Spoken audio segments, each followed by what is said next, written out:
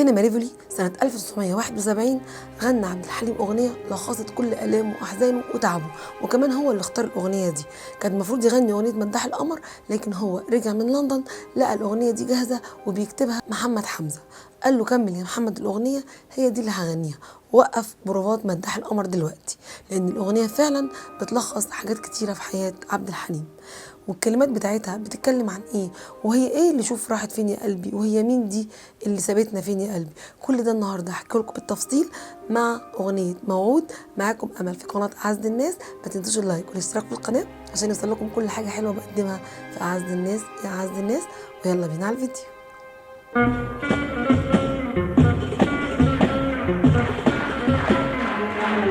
عبد الحليم غنى اغنيه موعود بدل مداح القمر.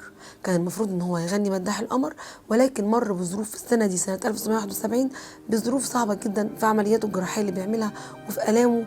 فلما رجع من لندن ولقى محمد حمزه كاتب الكلمات دي، حس ان الكلمات دي بتعبر عن الوقت اللي هو فيه، وقال له كمل يا محمد الأغنية، أنا هغني موعود. وكان فعلا بدأ أو تقريبا خلص مداح القمر، لكن برضو أصر إن هو يغني موعود، وقدم الفرقة المسية كلها على المسرح، وقدم بليغ حمدي، وقال أمل مصر في الموسيقى الفنان بليغ حمدي. موعود يا قلبي. وكانت الأغنية أكتر من رائعة. أغنية موعود تأليف محمد حمزة وتلحين بليغ حمدي. الأغنية فيها مقدمة موسيقية رهيبة جدا وجميلة جدا، لدرجة إن الجمهور كانوا وهو بيبدأ في الموسيقى عايزين كمان يعيد الموسيقى، المقدمة الموسيقية عجبهم جدا. يعني جمهور طرب كده وبيحب يتسلطن بالأغاني وكمان بالموسيقى، يعني كمان قعدوا يقولوا له عيد المقدمة الموسيقية. عبد الحليم دايما كعادته انه بيبدا في اي اغنيه بيدخل آلة جديده.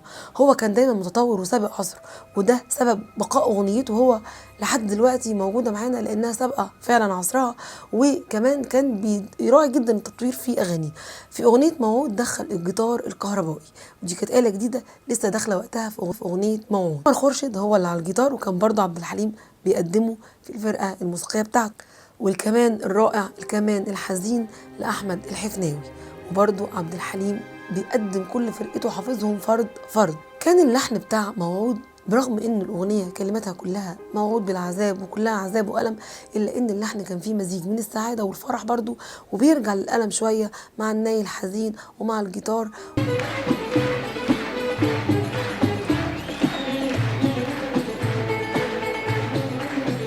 وبرضو المزج الحلو من بليغ هنا كان فوق الممتاز. وبدأ عبد الحليم أغنيته بموعود معايا بالعذاب موعود يا قلبي، ولا بتهدى ولا بترتاح في يوم يا قلبي، وعمرك ما شفت معايا فرح، كل مرة نرجع المشوار بجرح. طيب كل ده هو بيحكي دلوقتي على قلبه، لكن رجع قال ايه؟ النهارده جاي تقول انسى القهات، جاي تقول لي يلا بينا الحب فات. طب ليه بقى في الاغنيه قال كده؟ ليه قال النهارده جاي تقول انسى القهات؟ اكيد في حاجه حصلت علشان هو هينسى القهات دي. ايوه فعلا في حاجه حصلت لما قال ميل وحدف منديله كاتب على طرفه اجيله. مين بقى اللي ميل وكتب على طرف المنديل انه يجيله؟ حبيبه اللي هو كان المفروض سايبه، لان الاغنيه بتقول موعود معايا بالالم والعذاب يا قلبي. طبعا الاغنيه هنا مزيج من الام عبد الحليم الحقيقيه اللي شافها في حياته، سواء بقى حب، سواء عمليات، سواء مرض، سواء يتم، سواء كل حاجه. الاغنيه فعلا بتعبر عنه، لكن كقصه للاغنيه كقصه الكاتب محمد حمزه هو بيروي قصه واحد حبيبته مسببه له ألم، مسببه له أسى، مسببه له عذاب في الحب. علشان كده راح قال إيه أول الأغنية؟ إن هو موعود بالعذاب، ولكن قال إيه؟ النهارده جاي تقول انسى القهات، علشان حبيبه بدأ يعيد معاه ذكرى تانية ويقول له إن هو جاي له. النهارده جاي تقول انسى القهات. قال بقى عبد الحليم إن حبيبه بعت له وقال له ميل وحدف منديله كاتب على طرفه أجيله. ومايل وحدف منديله كاتب على طرفه أجيله. يعني حبيبه حن ليه وعايز يقابله تاني، فراح فرح طبعا قوي وقال ايه؟ امانه يا دنيا امانه تغيظنا الفرح امانه، وتخلي الحزن بعيد عنا وتقولي للحب استنى. امانه يا دنيا امانه تاخدينا للفرحه امانه. ففرح جدا. بس بعد كده برضو افتكر ان هو ساب حبيبته او حبيبته سابته، كان في عذاب وألم، فراح قال وتاني تاني تاني هنروح للحب تاني والنار والعذاب من تاني، ونضيع ونجري ورا الأماني ويغيب القمر ونعيش السهر. يعني بيتألم، افتكر ان هو هيرجع للألم ده تاني وللحب ده تاني، وهيرجع برضو للعذاب، ولكن برضو قعد يدعي ويقول وأمانة يا دنيا أمانة تاخدينا للفرحة أمانة. وبعد كده قعد يفتكر أيام السهر اللي كان بيعيش، يقول يا ليل يا ليل يا حضن السهارة، يا اللي شفت في عينيا الدموع وأنا دايما راجع وحيد، خلي فجر الحب يطلع يملى مشوارنا الجديد. قعد بقى يتمنى، قعد يحلم بحبيبته اللي كتبت على طرف المنديل انها جايه له. وعبد الحليم بقى منفعل في الاغنيه جدا، والجمهور كان متجاوب معاه جدا، وكل شويه يقولوا له قاعد قاعد قاعد، لانه كان بيقول الاغنيه بتاثر شديد جدا، وفي نفس الوقت عايز يفرح الجمهور ما يحسهمش باي الم ولا حزن، ويشرب كوبايه الميه بتاعته ويكمل بقيه القصه اللي هي بتحكي موعود. وكان دايما عبد الحليم ما يزعلهمش ابدا برغم ان هو تعبان ومرهق، والاغنيه بالنسبه له مده طويله اصلا مدتها، ورغم ذلك كان بيعيد لهم كل شويه الكوبليه اللي يطلبوه، لدرجه انه في كوبليه من الكوبلات عادوا مرتين وفي الاخر قال لهم لا يمكن انه يعيدوا تاني، طبعا تعب.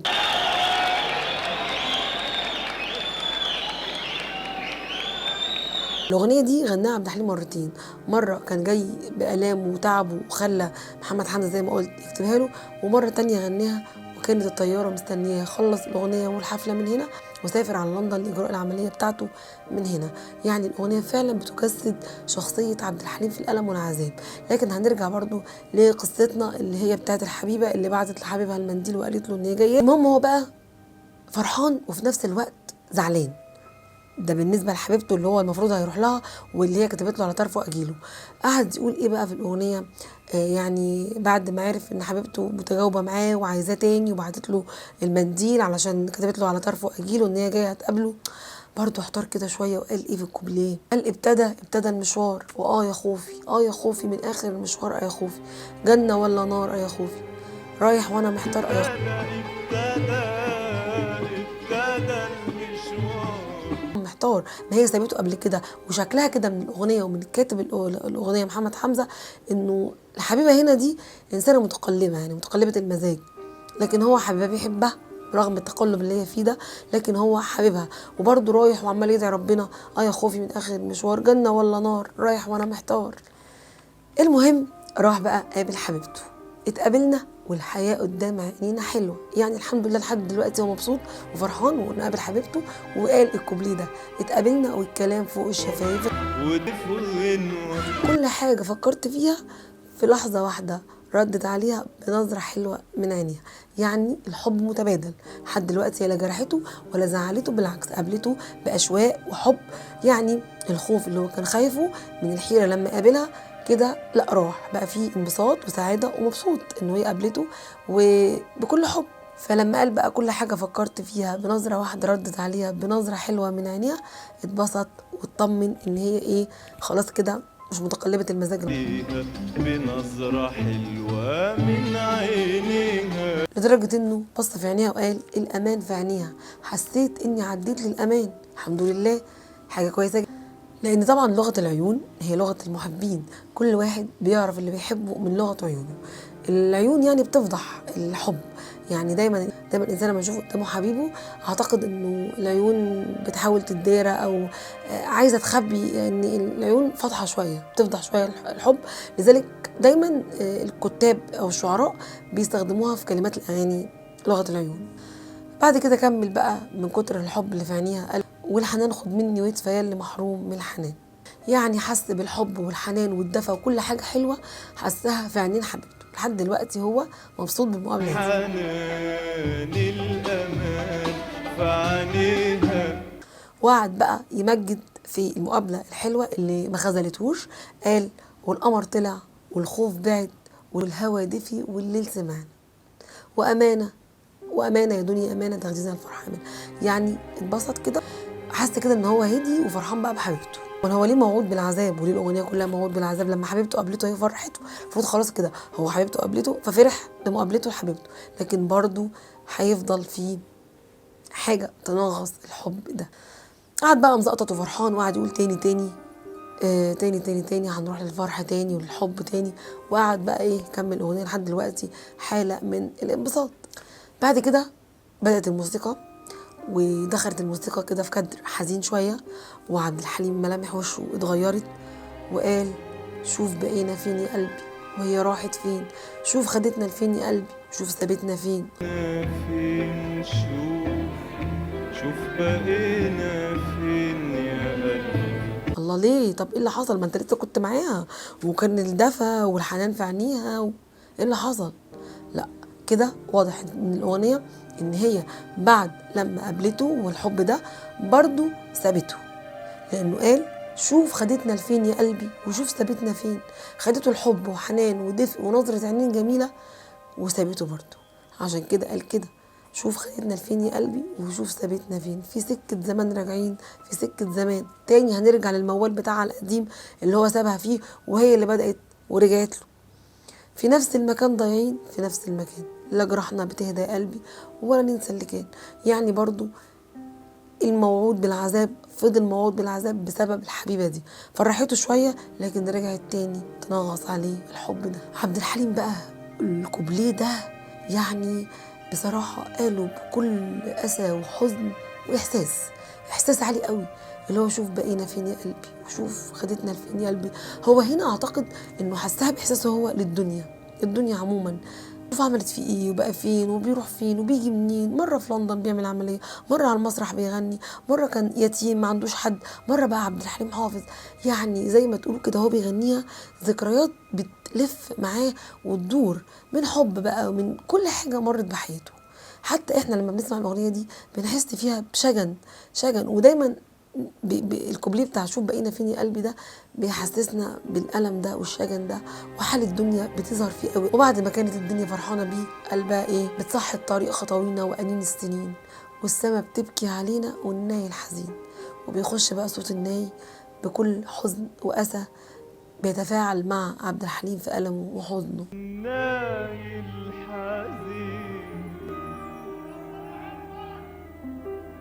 حتى قال: حتى النجوم ليالينا والقمر غايبين. كل حاجة زعلت معاه على الحبيبة اللي سابته، زي ما قال كده: شوف بقينا فين وشوف سابتنا فين يا قلب.